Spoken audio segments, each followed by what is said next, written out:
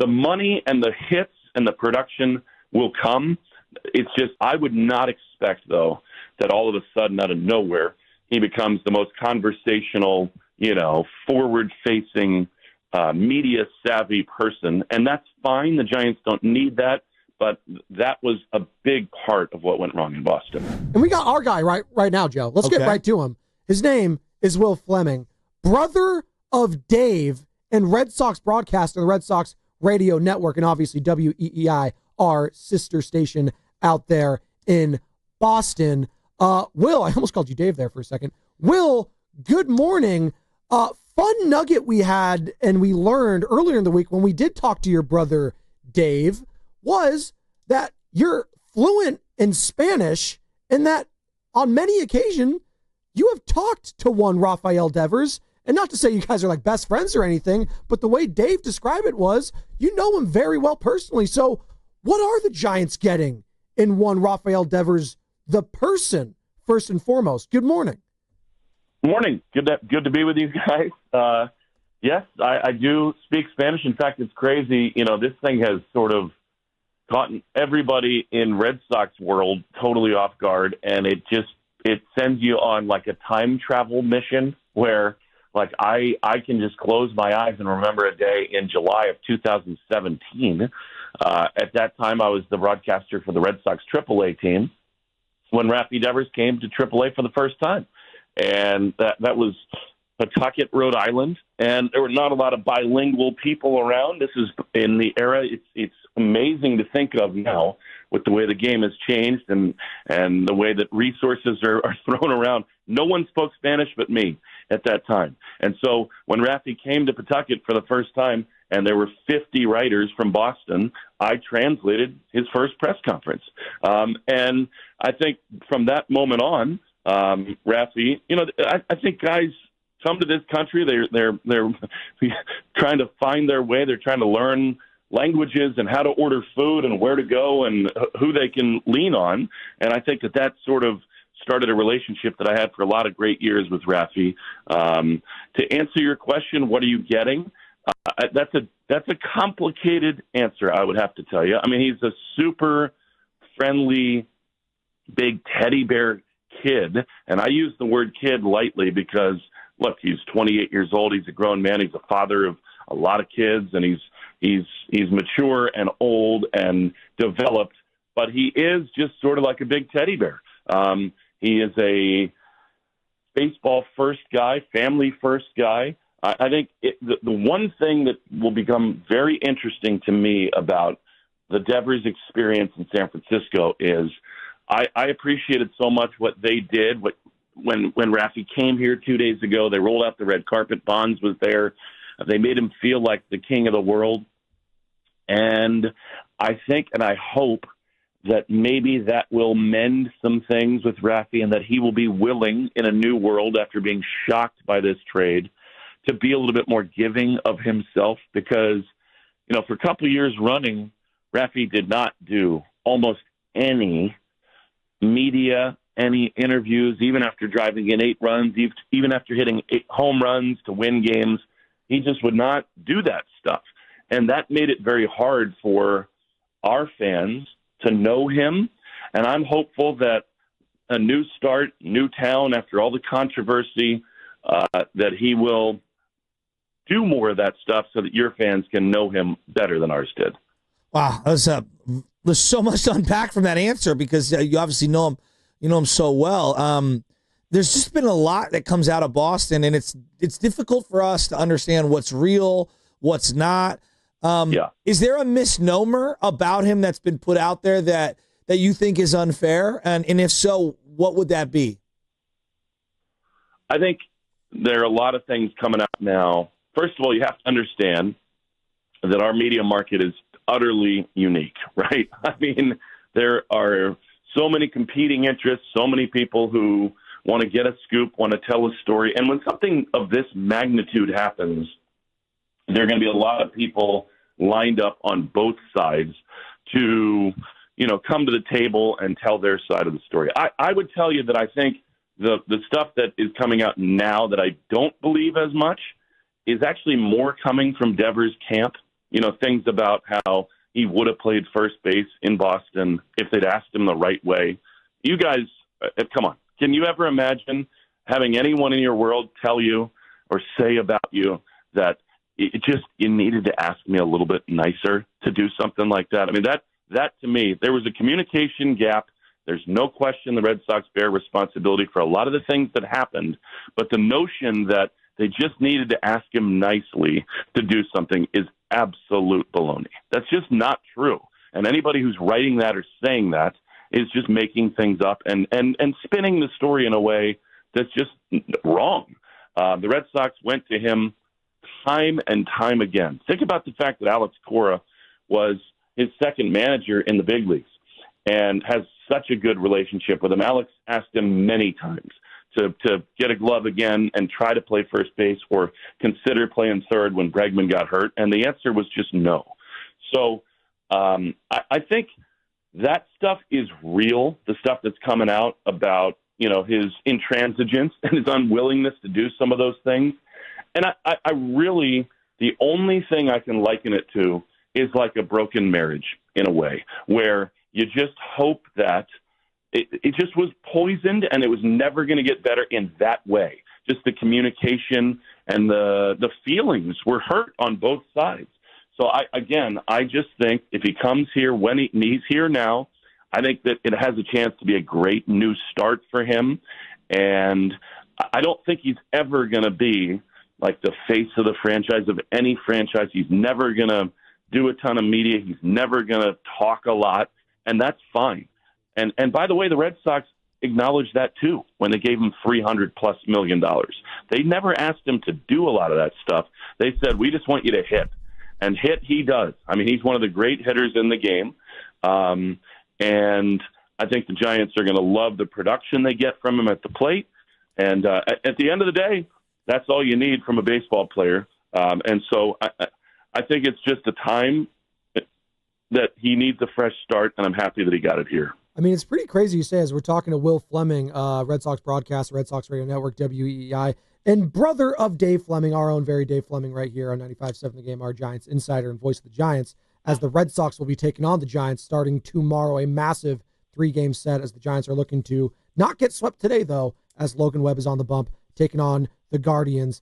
That's very interesting you said that, Will, that he'll never be the face of a franchise, which is kind of crazy considering he's going to be the highest paid player in the franchise's history now going forward.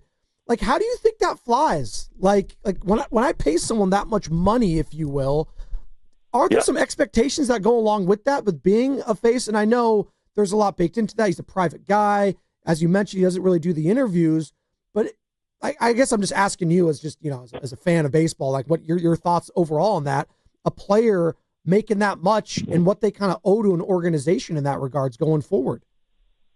That's why he's here, right? I mean, you have to just start to kind of peel this thing back and understand that's why he's here, right? I mean, this guy for his entire career has been an elite hitter, and he's perfect for Fenway Park. The green monster in left, he doubles off of it all the time. He hits home runs everywhere the Red Sox went. He owns Garrett Cole, their number one nemesis. In the playoffs, he was elite. You ask the question, how does it play? It plays that you get traded in year 2 of an 11-year contract. That's the reality of this thing. And it's right, it's wrong. I don't need to pick sides on it. People will have their opinions of it, and as you guys say, stories are coming out, all these, exposés are happening. It plays that the owner flies to Kansas City in the middle of a season on a random Friday because the highest paid player, who's now got generational wealth for 100,000 years, is saying that the GM has a problem with him and he needs to go out and do his job and get a different first baseman. That's how it ends, and that's how it goes. Like, I have a very good relationship with Rafi. I have no problem with him, but the people who pay him did have a problem with it. And so and by the way, just to clarify, the Red Sox knew that was the guy they were giving all that money to. They never needed him to go do everything. He was never going to be Xander Bogaerts, Mookie Betts, David Ortiz. He's never going to be that person. Never. And they knew that, and they paid him anyway. But it got to a point where he would do nothing. He didn't do any of the events, no winter weekends, no fan fests, no walk-off interviews after you hit 2 home runs. You hit a walk-off homer. You're not talking to the press. You're not doing the TV interview. And they asked him and asked him and asked him. He said no. To me, in some ways, it's his right to be the most private person he wants to be. But you can imagine, if you're the guy who signs that paycheck, that it frustrates you after asking him time and time again to do that. And again, he comes now to a place with Chapman and Adames and other people who can lean into that. And he's gonna, on a baseball level, at least for the next 4 or 5 years, the $280 million, Buster made a brilliant move in that way. These guys, these alien hitters, are not available on the free market. They're not. And so Buster did a great thing for your team and your offense, which is there is a rift going on here. And I get a chance, because these contracts are just getting more and more expensive, right? I mean, Vlad Guerrero just signed for what, almost $500 million? Like, no, and they've made runs at Judge and all these other free agents. They found an opportunity to just get a guy to come here without saying he wanted to. They traded for him. The money and the hits and the production will come. It's just I don't think I'll be really fascinated from afar to watch it. I would not expect, though, that all of a sudden out of nowhere he becomes the most conversational, forward-facing, media-savvy person, and that's fine. The Giants don't need that, but that was a big part of what went wrong in Boston. Yeah, I mean, he's coming to a place where we've embraced Barry Bonds and Draymond Green and, a lot of characters, you know what I mean? So, yes, I do. Who weren't necessarily team first in terms of their outward presentation. What did you make when he showed up day one, smiling and basically saying he'll play any position, and then 30 minutes later is taking ground balls at first base? It was an enormous middle finger to everybody with the Red Sox. It was. There's no other way to see that. And again, this notion of I'll do whatever they want, but they didn't ask me nicely enough in Boston. That to me is absolutely outrageous. And I'll just leave it at that. When I saw him, think about this, guys. So it's fine if his feelings were hurt in the offseason when they went out and got Alex Bregman. And maybe the Red Sox didn't totally communicate that perfectly to him. Craig Breslow and the ownership have said, I evaluate and I look inward about how to handle these things going forward. And I think that's to their credit. But maybe they did, wait. Bregman was doing the dance with a lot of other teams. They didn't know whether they were going to get him. But Alex Bregman won the Gold Glove at third base last year. He's a multiple World Series winner and a total stud player. And Rafi, 2 years ago, moaned and groaned about how the Red Sox did not do enough to make the roster better. He was public about that. One of the very few times he actually did talk, he complained about what the Red Sox did not do, and they didn't add to the roster. So now they go out and they get Alex Bregman, who's a much better third baseman than Devers is, and Rafi's upset about being asked to do something other than play third. Then you fast forward a few weeks. Not only does Bregman get hurt, Tristan Casas blows out his knee. One of the Red Sox big slugging hitters, he blows out his knee, and the Red Sox ask him, Rafi, to try to play first base, and he says no. Now think about that. I'm paying you $30+ million. We just lost our first baseman, and you're so upset about communication in the offseason or whatever it is that you won't pick up a glove? And think about how that plays with his teammates in that room. Like, they're dying to try to win and do everything they can. So he doesn't do that for weeks and weeks and weeks while the team flails and needs the first baseman, even though they got some guys who are doing it well enough right now. And then the first day he comes to San Francisco, not only does he say he'll do it, but he picks up a glove and goes to first base. I mean, you can only imagine how that plays in our market. It is not a good scene. People are furious with Devers for that thing. they do, they wonder what the communication could or should have been. But I mean, I in some ways, which is crazy, given all of the great memories and big hits and all the things that Devers gave our fan base, right now he is public enemy number one for the way that he handled it and exactly what you're talking about. Day one here, grabbing a glove, that enrages people in Boston. Will Flemming, Red Sox broadcaster. One last one. We're up against it.